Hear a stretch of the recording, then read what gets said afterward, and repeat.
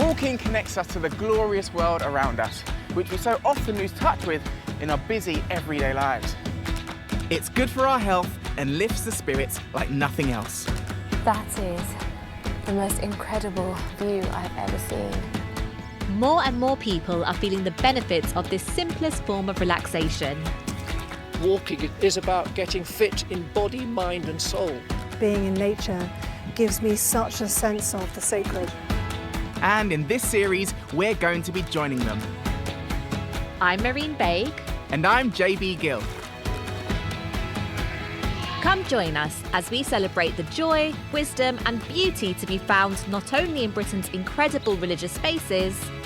There's something really special when you enter a place like this. But in its people as well.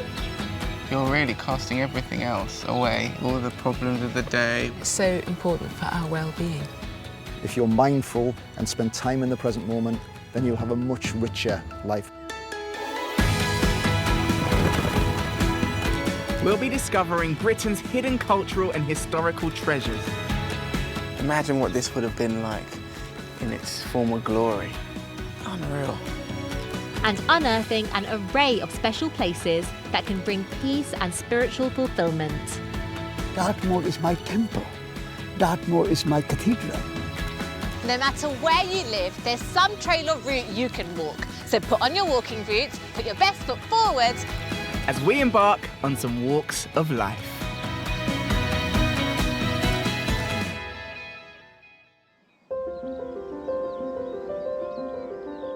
Today, I'm heading into the heart of Dartmoor, a magical ancient place that became one of Britain's first national parks in 1951.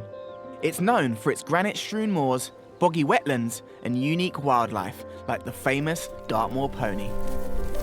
It's home to the infamous Dartmoor Prison and overflowing with stories of moral ambiguity and desperation. The prison was put here in the middle of nowhere, and for a lot of people coming up here it would be a big shock to the system.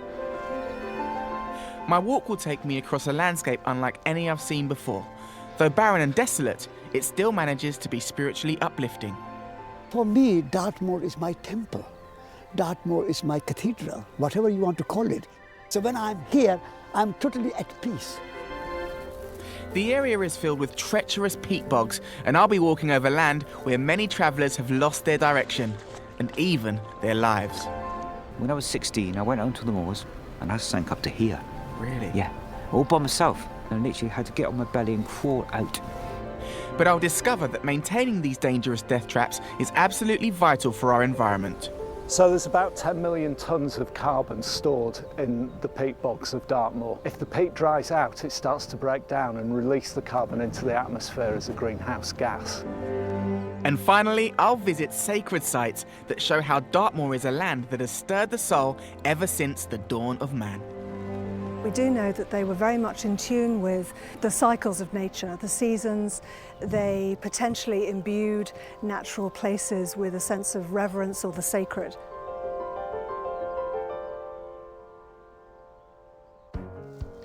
Dartmoor's moorland is the largest open moor in southern England, and I've heard it's a place of remoteness and tranquility. Situated in the middle of Devon, it's an area of 400 square miles of outstanding natural beauty. I'll be walking a 12-mile route, starting and finishing in the area's highest village.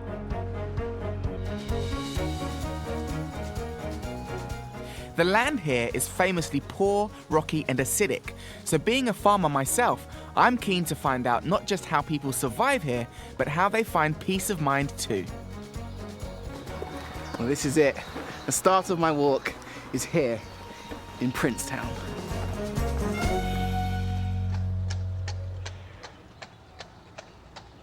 The village was established in the late 1700s when a politician called Sir Thomas Tyrwhitt leased a large area of moorland from the Duchy of Cornwall.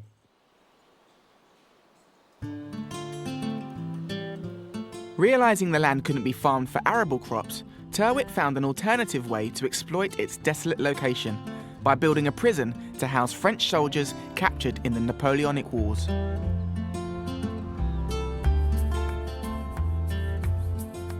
At 650,000 square feet, the prison dominates the landscape to this day. It's a huge, intimidating structure and has housed such notable inmates as Eamon de Valera and Mad Frankie Fraser. No longer maximum security, today it holds only low-category prisoners.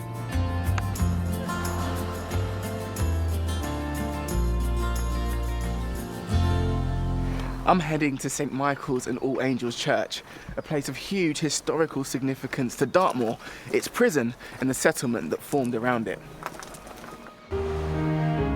I'm curious to know why such a big church was built in a place described as unquestionably the bleakest place in Devon.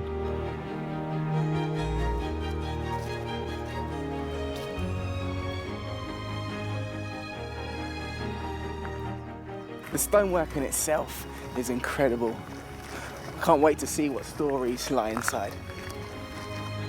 I've read that it was constructed between 1812 and 1814, some 3 years after the prison itself, and both were built using local granite quarried on the moors. The first thing you notice as you walk in is the stunning stained glass window. But I'm here to meet Barbie and Trevor, two local historians, to find out how this incredible church came to be. Yes, Barbie, nice to see you. You too. Hello there. Hello, Trevor. Hello. This is a lovely place, isn't it? It is. Amazing church. How did it come to be here? As far as we know, it's quite unique, as it was the only church that we know of built in England entirely by French and American prisoners of war. Oh, wow. And it was because of the prison and the prison guards and the militia that looked after the prisoners and needed somewhere to worship. And it was the French prisoners who first worked building the church. And as the French war ended in 1814, all the Frenchmen were repatriated, but by that time they were American prisoners here from the War of 1812. And they also were given the opportunity to finish the job. And tell me about the significance of this stained glass window. Oh, you can't help but notice it. It's wonderful, isn't it? Now, that was actually installed in 1910, and this was thanks to a group of women in the United States, the National Society of the United States Daughters of 1812. The window itself is in memory of the American prisoners who died in Dartmoor. There were 271 of them killed. Mostly in 1814, there was a smallpox epidemic. Were any of the prisoners of war buried here? No. But there are Dartmoor prison-related memorial stones here in the churchyard, mostly prison officers. Oh, wow. And one in particular is of special interest. Can we go and have a look? Yes, of course. Hey.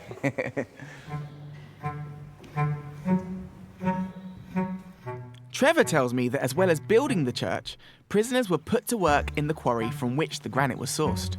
And whose grave is this? This grave is in memory of Mr. George Palmer, and this gentleman was a regular guard at the quarry for many years.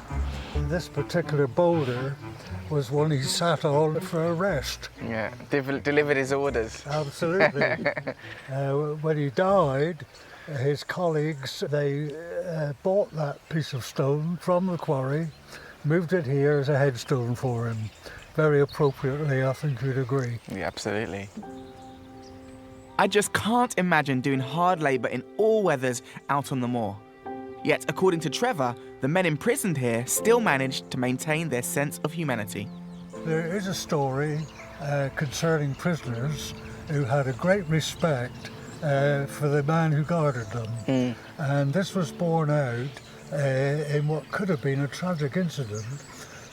He was conducting a works party out on the moor, and for some reason he became quite overcome and he collapsed, and they thought he'd had a heart attack, and they picked him up, they carried him all the way back to the prison, and every single prisoner fell in behind and marched back to the prison. They could have escaped, but that's just an indication of their respect for him. Absolutely. Great story. I'm amazed by this selfless act, but perhaps there was something in this harsh landscape that bonded guards and prisoners together. Next, I'm heading a few hundred yards back into Princetown to a place where prisoners who didn't work the quarry were put to work in a different way. This land surrounding the prison was once Dartmoor Prison Farm, which offered the prisoners rehabilitation through gaining skills in agriculture. The hope was that this would help them get work when they were finally released into society. It definitely seems like a strange place for a farm. I mean, it's kind of eerie standing here, to be honest, because there's just one wall. It doesn't quite seem high enough, separating me from the inmates. You can even hear their conversations.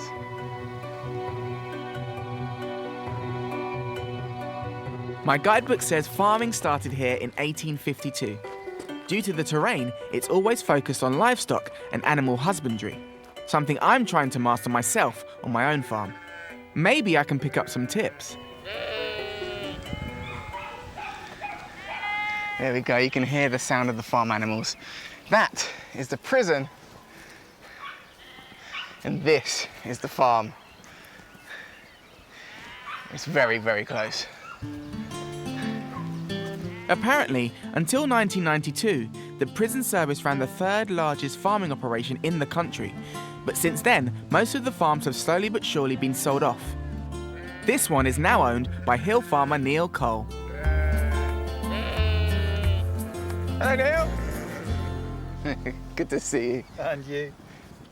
Do you know anything about the history of this farm? Everything that was produced on either this prison farm or any of the other prison farms was always kept within the prisons.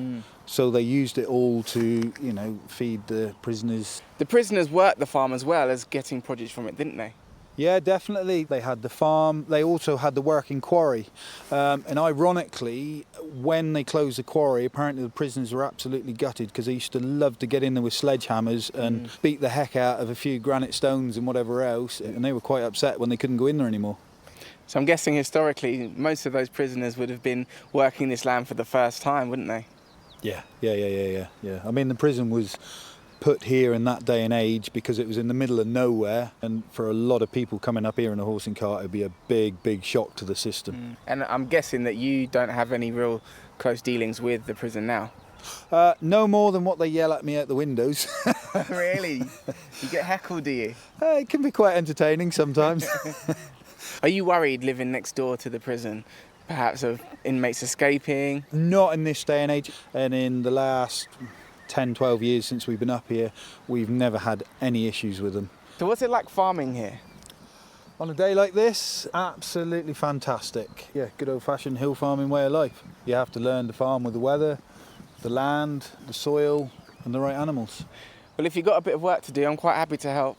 Yeah, well, we've got to go up on the hill and get one of the lot of ewes down to go through for draft ewes, so you can jump on a quad bike and work a dog. Jump in. Less of the dog, but more of the quad bike. Let's do it. Right on. Who needs sheepdogs when you can use these bad boys to round up your herd? I farm poultry and pigs myself, but if sheep farming is this fun, maybe I'm in the wrong business. We're going to go up around, come down, bring all the sheep down and in through this gate. I've toured the world and performed in front of millions, but there's nothing quite like this. Corralling sheep on a 4x4 in the glorious sunshine. There we go, easy as that.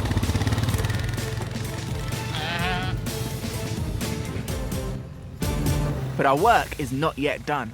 Some Dartmoor ponies have followed the sheep down from the hill, so we need to round them up and head them back into the fields.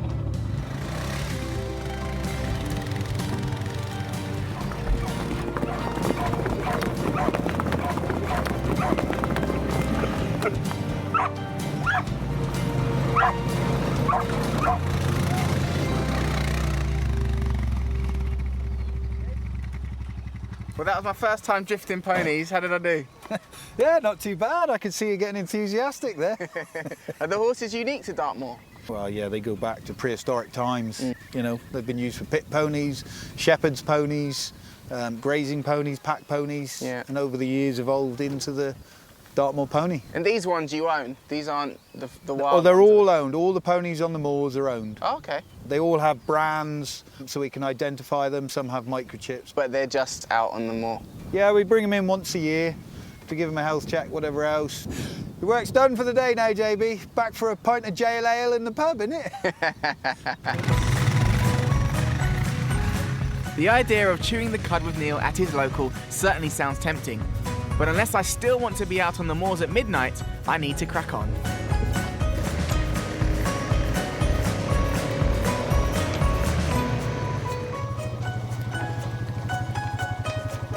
Thank you for your help. Not at all. Thank you very much. I think the dogs appreciate an extra pair of hands. Yeah, well, I'll have to love you and leave you guys. Back to walking. Exactly. All the best. Bye. Do you want to go for a little ride? Although the sun is shining, the forecast is for rain. And sure enough, as I head out towards the moor itself, dark clouds start to descend. My first impression of the landscape is how endlessly bleak and foreboding it seems. The moorland stretches out into the distance with no hint of civilization, giving it an eerie, almost mystical quality. This is a place where it's impossible not to become lost in your own thoughts, yet you can't allow your mind to wander for too long. The heavy rainfall here can turn the ground into hazardous bogs and mires, so I'll need to pay attention and stay on the paths as I go. To keep me on the straight and narrow, I'm being joined for the first stage of my walk by local historian Pip Barker. We quickly encounter the long, straight road which leads you away from Princetown. A road whose construction, it turns out, represents an extraordinary statement of spiritual strength and moral resolve. We're coming up onto the start of Conscientious Road. It's otherwise known in the village as the Road to Nowhere. Okay. It was built by the Conscientious Objectors between the period 1917 and 1919. So these people were pacifists who had deep religious beliefs about fighting. And so what happened is that they refused to fight. Now the government took some of them to France originally and sentenced them to death. And then the government decided to stop that and commuted it to 10 years hard labour. The idea was to put them into prisons. The prison then was called Princetown Work Centre. And the idea was for people to go there to do work of national importance, breaking rocks, making this road, digging ditches, bringing the fields under control. Manual labour. Manual labour. And they had to work on this road 5.5 days a week.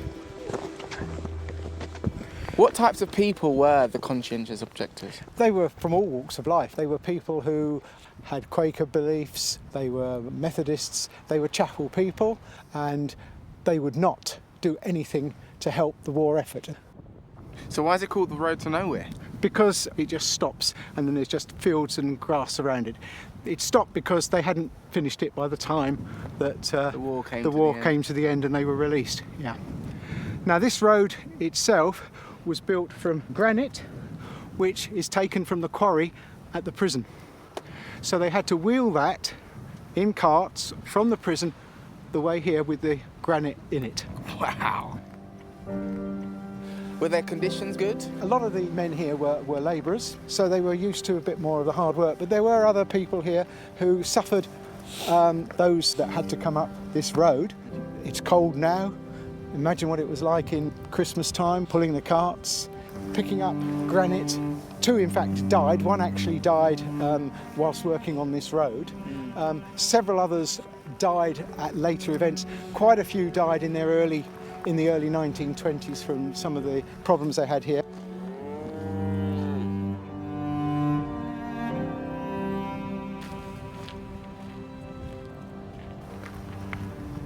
So if you look back that way, you'll see that's the way we've come from the prison. The prison's probably about 2 miles from here. We've got another probably 2 miles to walk. And you can imagine 1,100 men may have come out on this road because that was the number that people were in the prison, and how they hated it. Yeah. They absolutely hated it. Well, it really is the road to nowhere. It is.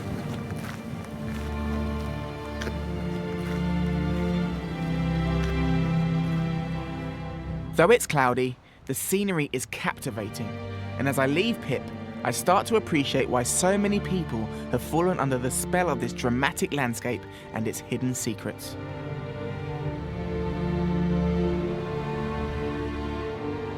Mind you, some secrets can be unlocked with a bit of research, so I'm pleased I've done my reading in advance. This is elite. They've been in use on Dartmoor since medieval times. There are hundreds of these waterways across the moors, and they were designed to carry water from a source by gravity to provide power for local industries. This particular lead goes all the way into Plymouth to provide power for the dock. They're an amazing piece of ingenuity.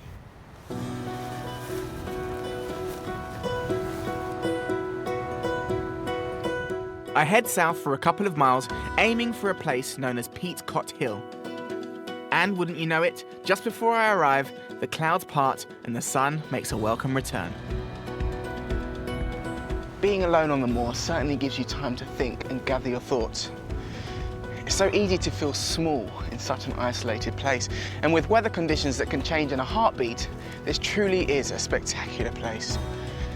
Here, it seems, nature is at its best.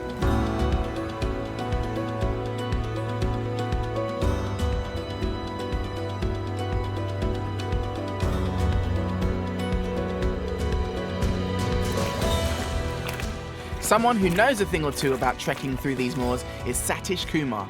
He's lived here for over 40 years and considers it the perfect place to practice the ancient Indian religion of Jainism.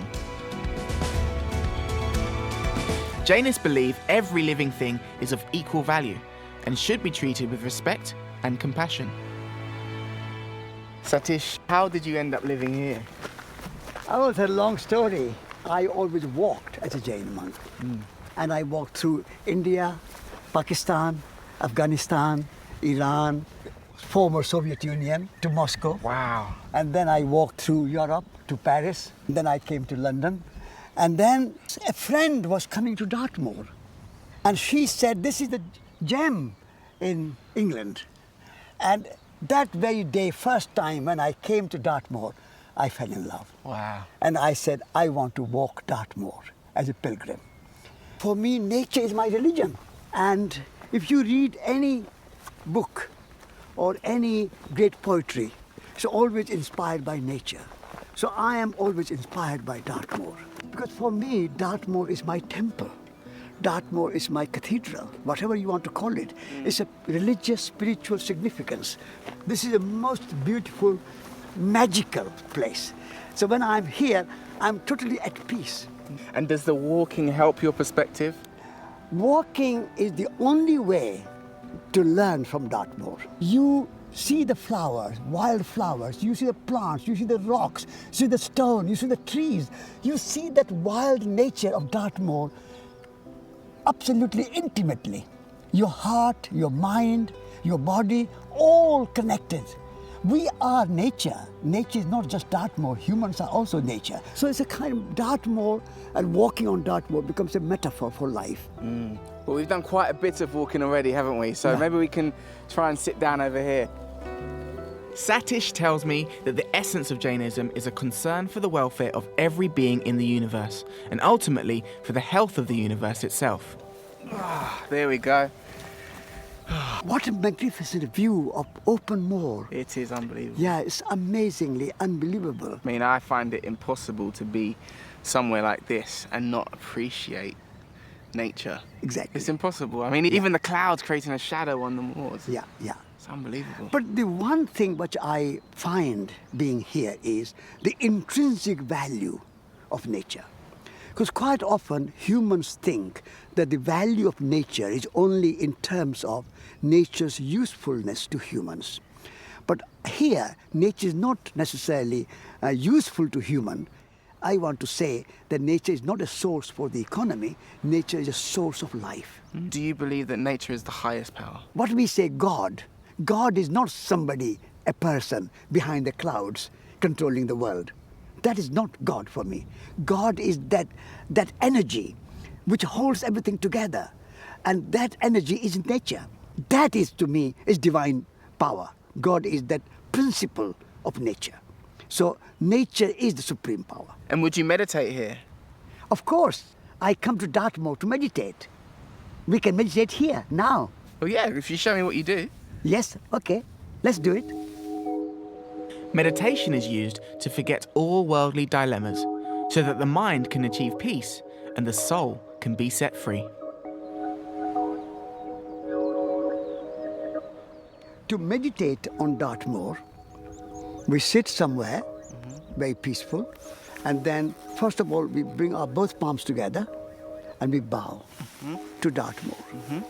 Then we put our both hands on our knees and make a circle with the index finger and the thumb.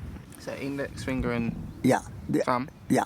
So this mandala represents the cycle of time and the cycle of life, and also symbolizes the sun, the moon, the earth, and ourselves. We are all connected.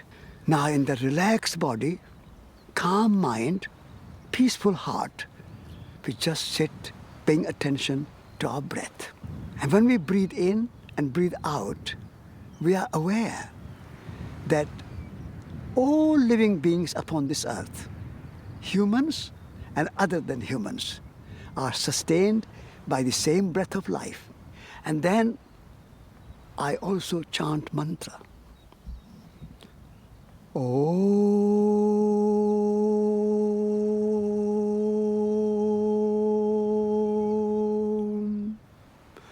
Shanti, Shanti, Shanti.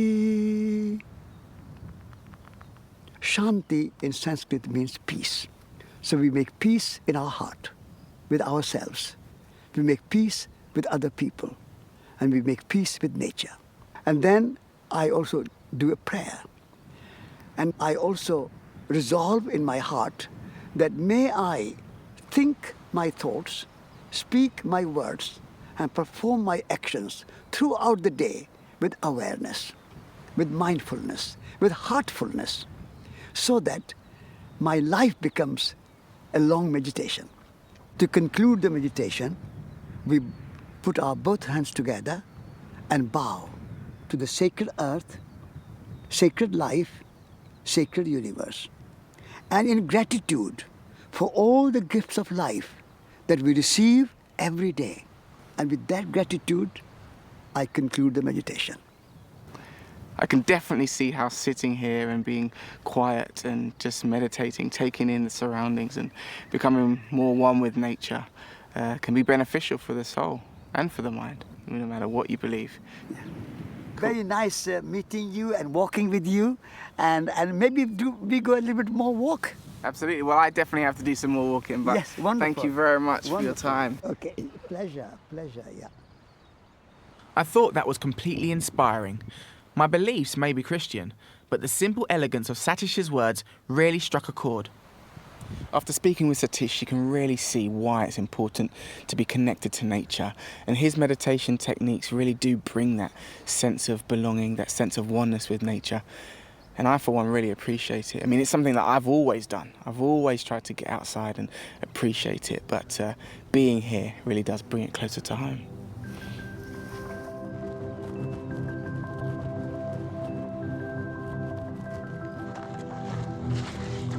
While Satish gets spiritual inspiration from this landscape, artists have been using it to evoke emotions for centuries. And there's one depiction of this place which has perhaps most caught the public's imagination. In The Hound of the Baskervilles, Sir Arthur Conan Doyle writes, "It was a wonderful place, the moor," said he, looking round over the undulating downs. Long green rollers with crests of jagged granite foaming up into fantastic surges. You never tire of the moor. You cannot think the wonderful secrets which it contains. It is so vast and so barren and so mysterious. One of only 4 full-length Sherlock Holmes novels Conan Doyle ever wrote, it's the tale of a diabolical beast that roams the moor. And as the clouds start to roll in again, I can definitely see why he thought this was such a perfectly threatening location.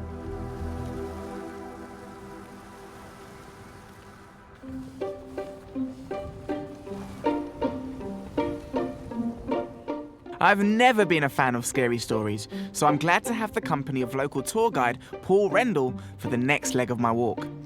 Even if he does seem keen to wind me up with talk of ghosts and ghoulies. In Hound of the Baskervilles, This is described as quite a foreboding place, isn't it? Is that how you feel when you're here? Well, not really, no. I just love the place because it can be spooky, it can be scary. One part of Dartmoor, not far from here, it's supposed to be haunted by a pair of hairy hands that grabs the steering wheel of your car and pulls you into the ditch. But it relates back to a story in the 1860s of a man working in a gunpowder factory nearby. And there was an explosion and the man died and his hands got blown off from the rest of his body. Oh, wow. And we think it's those hands that's supposed to come along there and scare people on the road. For me, walking here, it seems like it's quite difficult to navigate. Surely it's impossible for most people. For me, it's easy. I've done it all my life. I walked up here and I walk in the mist, I walk at night. At night? At night, oh yeah, I do night walks. If you get full moon, you don't need a torch. Well, yeah, I can appreciate that, but I mean, there's not a light for literally miles. No, there isn't, no, but lots of people can get lost. It's so easy to get lost. You've seen the mist come down. Well, you can definitely get a sense that there are hidden parts to this moor that you wouldn't know unless you quite literally just stumbled across them. No, but Dartmoor is a very dangerous place, you know. Even though I say I love Dartmoor, but I've been scared at one time. When I was 16, I went out to the moors and I sank up to here. Really? Yeah, all by myself. Being male, I could get out of here, can I? I thought. It took me 20 minutes to get out. And I literally had to get on my belly and crawl out. And I was stinking because the bogs are decomposing vegetation. But it just looks so tame. I don't know, you get a full sense of security, I guess. You can quite easily, yes. As the sky turns ever darker, I'm feeling more and more uneasy because my next pit stop is an area of wetlands 2 miles further south, notorious for its hidden bogs. So where are we going now then? Well, I'm heading over to Foxtor Mire. That place? Don't say that. Wow, nearby, many years ago, I was camping out on the moors here, and about 2:30 in the morning, I had to get at the tent. So I got at the tent, and there in the distance there was all these little blue flashing lights, all above the ground. Police cars? No, it wasn't. It was much smaller. It was over a bog, it was, like this. I eventually, later on, found out it was methane gas coming out of the peat bogs and setting light, because it gets so hot.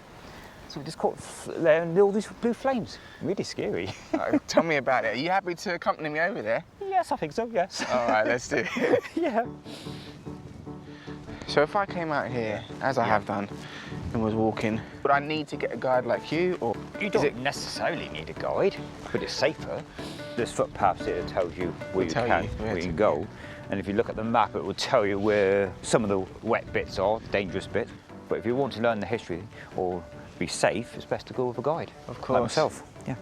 This moor's got a spirit of its own, hasn't it? Oh, definitely.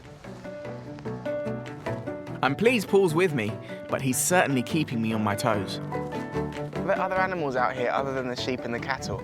Yes, there's deer, and I think there's a wild cat or a beast.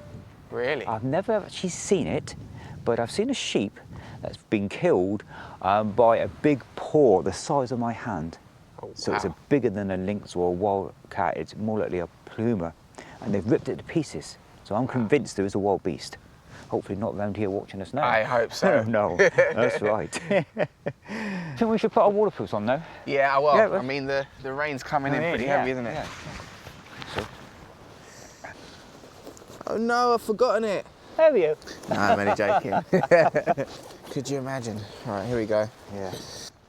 By now, I'm very aware of how changeable the Dartmoor weather is and how you must always be prepared for the worst. Maybe in a few minutes' time we'll take them off again because it will stop raining. That's just Dartmoor for you. Suited and booted. Booted, yes. Come on then, let's go. Yep. They say there's no such thing as bad weather, only unsuitable clothing, so I'm pleased I packed properly. Oh, the mire's just over there. You should be all right now, do you think? Yeah, I think I can get there safely by myself. Yeah. So thank you very much. That's okay, fine, great. Well, Nice to meet you. Yeah, okay. And look out for the beast. I think it's that way. That's why I'm going this way. Bye. I'm now about 10 minutes from Foxtor Mire, and if I keep to the track, I'll get there safely, assuming I can keep sight of where I'm going. The weather here on the moor has really turned now. You can see the rain quite literally sweeping across this wide open space. It's not quite misty, so they've still got visibility, but it's very wet. And they've still got quite a bit of walking to do. At least I can keep warm by walking.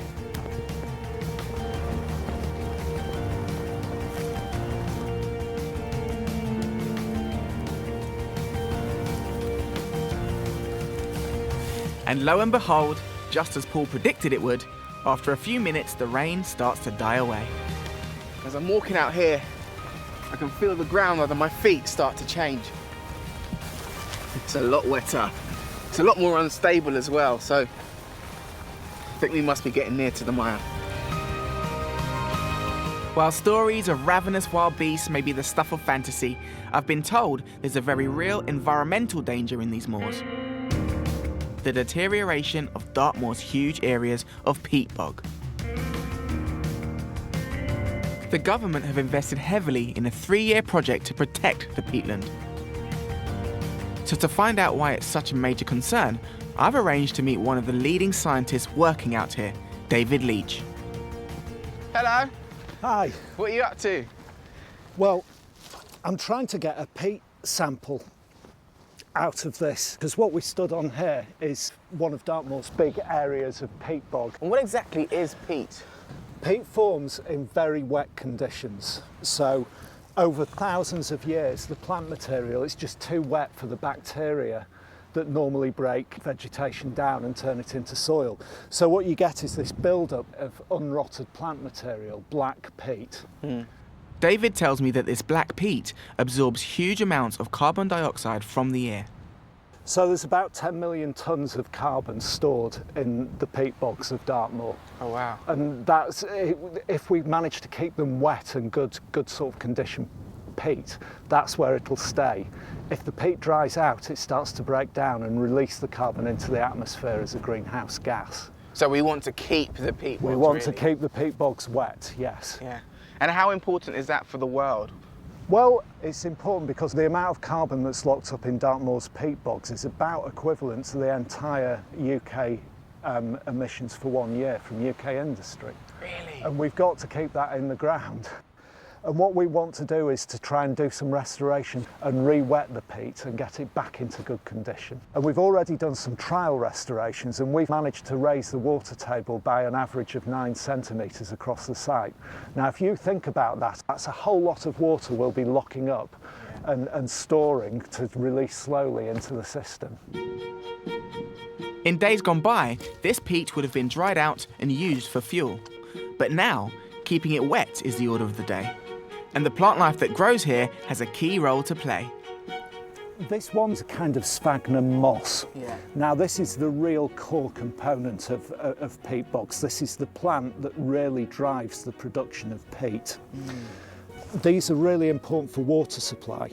So if you talk to South West Water, they'll tell you that about 45% of their daily water supply for households falls as rain on Dartmoor. Now what these peat bogs do is they store some of that water and release it slowly as clean water into the system. And you can see, if you get a handful of this sphagnum moss, oh wow, it does hold rather a lot of water. Absolutely. Yeah. Just running out of there, isn't it? Yeah, yeah. So is it safe to walk out here on these bogs? Well, I would definitely be cautious, especially at certain times of year. So here we're really on the edge of the bog. If you head in that direction, it gets much wetter and much deeper peat. So if you get onto the sphagnum, you can see the whole thing wobbles up and down. There's almost a soup of peat under this, and it's the mat of vegetation that's holding us up. But this is just on the edge of the bog, so what happens when you go further in there?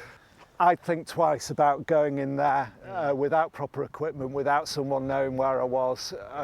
I would avoid going in pools like this too often. So fascinating. I had no idea that any of this was either important or even here. So thank you very much for enlightening me. Thank you. Cheers. Okay.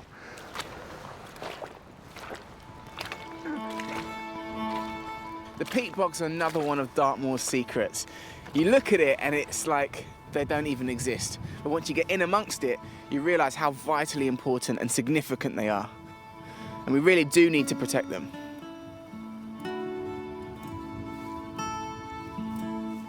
It's another 4 miles to the southernmost point of my walk, the prehistoric Drizzlecombe Stone Rose, one of Dartmoor's most significant religious sites.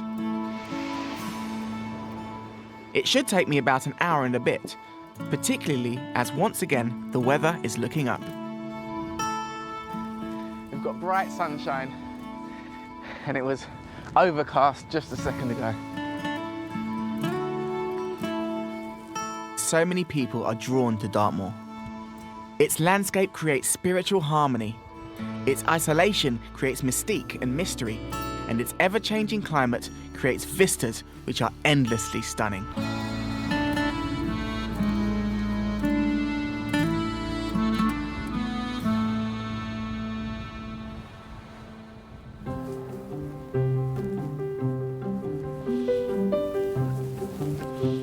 I've read that in recent years, Steven Spielberg chose this old cottage, Ditsworthy Warren House, as the location for the opening scenes of his film, Warhorse, saying, "I have never before, in my long and eclectic career, been gifted with such an abundance of natural beauty as I experienced filming Warhorse on Dartmoor." I'm not much of a snapper, but I'd love to find out how best to capture the beauty of this place on camera.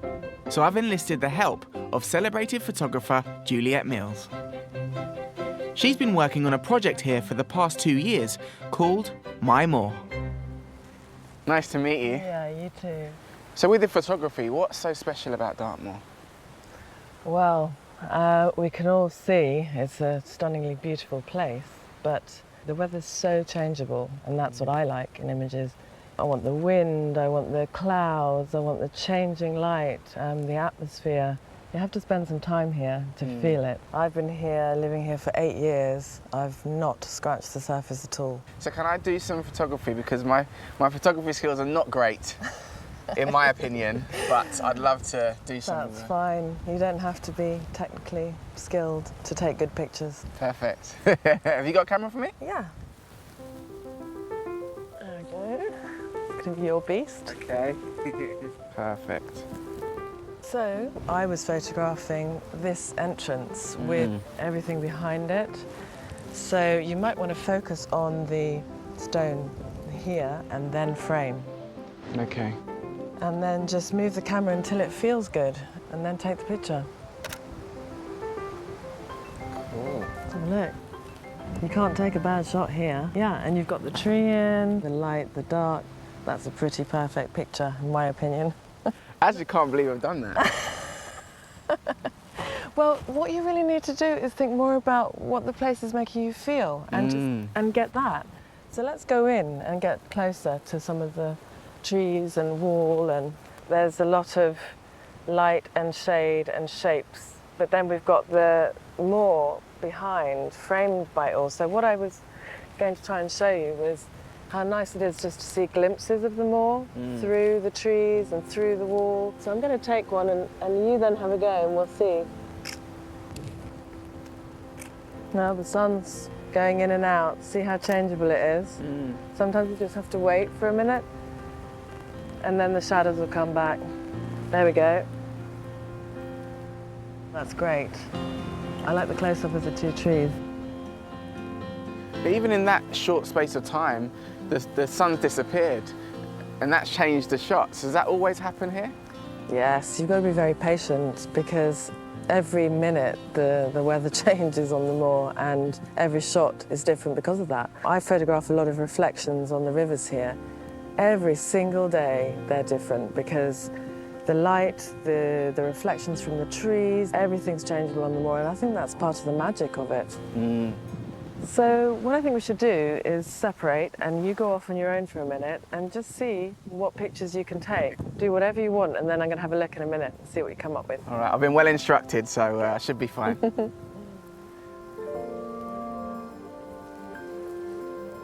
creative bones in my body are really excited at the prospect of this.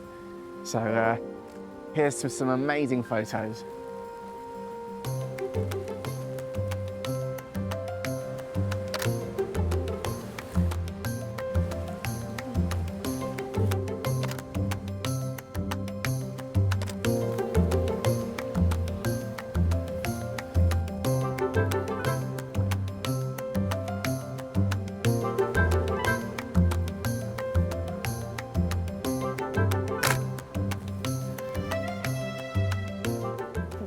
you've been doing.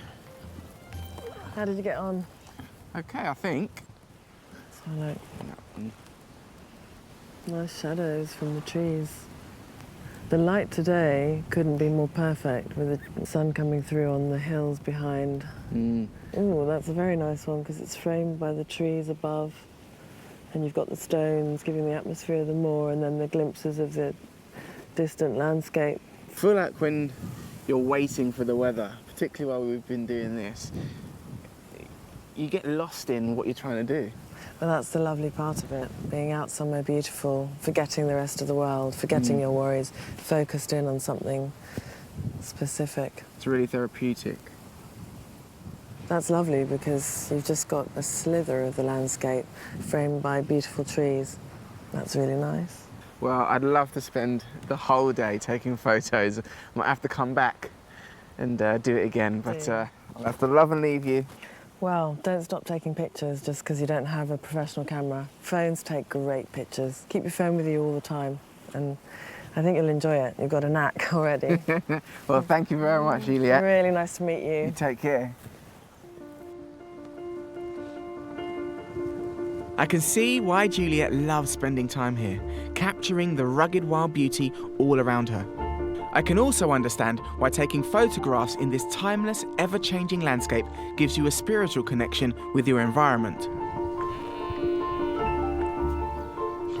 This walking's quite hard work, so just stopping for a small snack to take in this view. I would say that it's quiet, but it's actually not. You can hear all the cows bellowing and the sheep baaing as well. You can hear the moor speaking to you, as it were. It's very peaceful.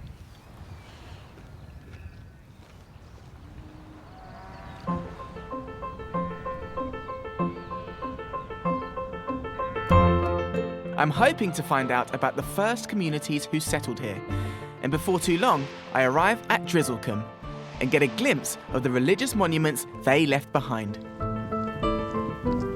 There we go. Look out in the distance there. You can see those stone pillars on the horizon. That's where I'm heading. To learn what they are and how they got here, I'm meeting someone who studied these prehistoric ceremonial sites for years. She calls herself Dartmoor's daughter. She's happy for me to call her Emma. Hi Emma.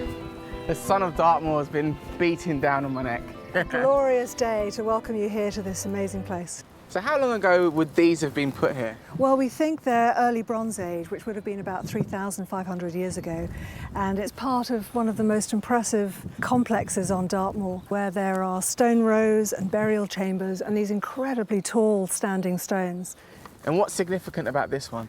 That it's the tallest standing stone on Dartmoor at about 4.5 metres, and about a quarter of it is still under the ground. This is part of a stone row. So the stone rows are potentially processional ways, and there's always a burial associated with most of them anyway. So is that a burial chamber? It is. This is called a cairn. This is the Giant's Basin, and this particular style is lots of rocks piled up on top of each other and possibly one or many more burials. Just like we would have a church and the graveyard today separate from the living area. So around, this is the churchyard, if you like. So was there a settlement of people here? Yeah, there were several settlements all around this area. And what we're seeing today is not quite the same as it would have been in the Bronze Age. It would have been covered with trees, and we know that they must have worked together in community to build these incredible stone rows and their settlements. But how did they get this here?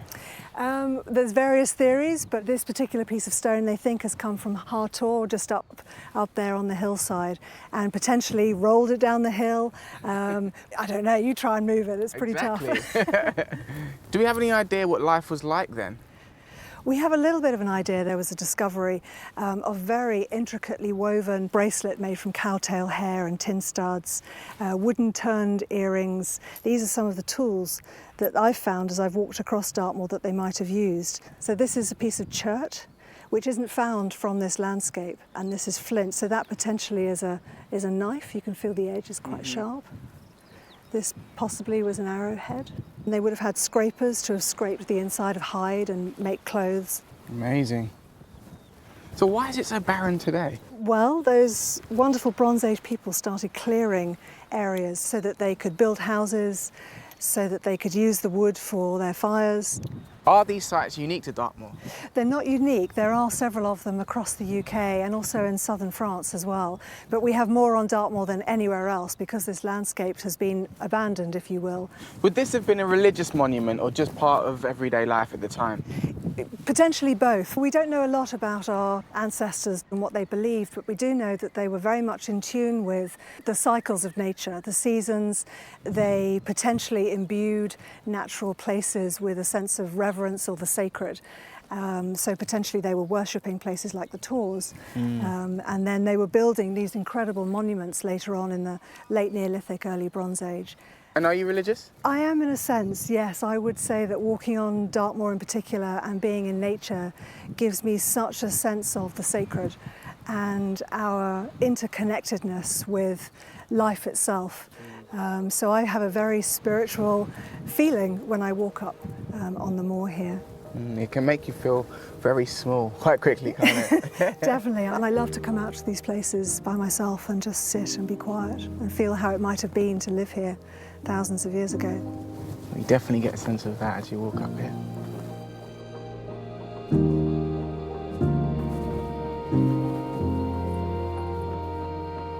Emma used to live in the city, but like all the other people I've met in my time here, she became entranced by Dartmoor and now calls it home. Before we head off, JB, do you want to try something? What is it? Dowsing. Okay. It's been used for thousands of years around the world, and there's an idea that there are earth energies, currents of energy that flow around the earth and around the sky, a bit like veins in the body. And where these currents cross, there's a node or a vortex of power. So people talk about earth energy lines or ley lines. So serpent lines potentially are what we have here on this landscape, and I'd love to show you something. Yes. Okay. So what do I? So this is a dowsing rod. So these are dowsing rods. This is brass. Okay. So you just hold it gently in your hand with a little firm touch on the end. And these stones have bands of energy flowing around them and through them. So what I'm going to do is I'm going to feel with my hand where the bands of energy are, and this rod will move when it comes across a band of energy. And I want you to see if your rod moves at the same time without looking at me. Okay. You going to try it? Yeah, yeah. Do you want to go and stand on that side and we'll try this together? Okay. And Okay. don't look at you. Don't look at me, no. So just let me know if you start to feel your rod moving. Okay, you ready? Yep. Okay. So I've got a slight movement. Have you got anything? A little bit. Yeah, great. Okay, move it back to the front. By tapping into these lines of energy, dowsing is supposed to locate all manner of things, from underground water and oil to buried treasure like rare metals or gemstones. But unfortunately, I just wasn't feeling it. This time, you got anything? I'm not sure it's worked with me, but I'm assuming this would have taken a bit of time to learn. It takes a bit of practice to learn it, yes. Yeah. And also really tuning into the sense of place and the stones and the landscape can really help. Let's try again. Much as I admired Emma's enthusiasm, Let me know when it starts to move. I couldn't sense anything through my dowsing rod.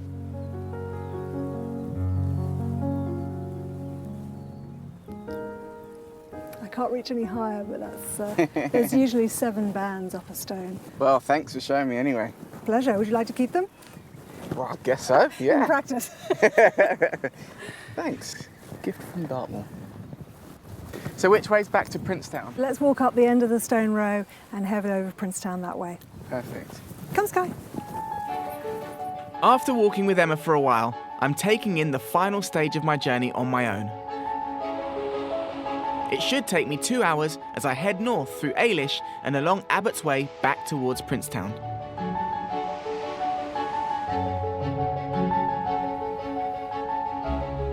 I've got a long walk to my next stop. I've got a bit more vitamin C. Although there aren't many people around, there are plenty of surprises along the way. These are Highland cattle. Now, they've got the horns, they're not actually bulls, and they're not native to Dartmoor, but they come from the Highlands of Scotland and are used to being in the hills and probably do very well in this environment, so that's probably why they're here. As I leave the moor, I'm aware of how much I've come to appreciate the effect of Dartmoor's landscape. I had originally thought it barren and desolate, but I now find it magnificent and inspiring. But I'm also a bit hot and weary after such a long walk, so I'm pleased to be back where I began, in the village Sir Thomas Tyrwhitt created 2 centuries ago. I started my journey by the prison he constructed, and I'm finishing just half a mile west at Tor Royal, the home he built here, where he once entertained members of the royal family, including Victoria's husband, Prince Albert.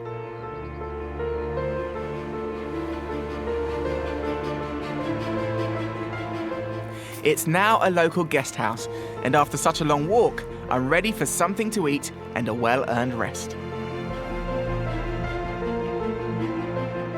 And I think I deserve to try one of their specialties, a Devon cream tea. Well, it's been a fascinating and tiring journey through Dartmoor. I can see why Tyrwhitt loved this landscape and why he decided to build the prison here after the farming venture didn't work out.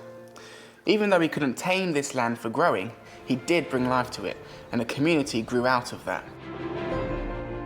Everything on Dartmoor is intrinsically linked to the moor itself. Its strength is in its isolation, its rugged beauty, and wonderfully mysterious ways. I think it's brilliant. When I began my journey, I knew very little about this area.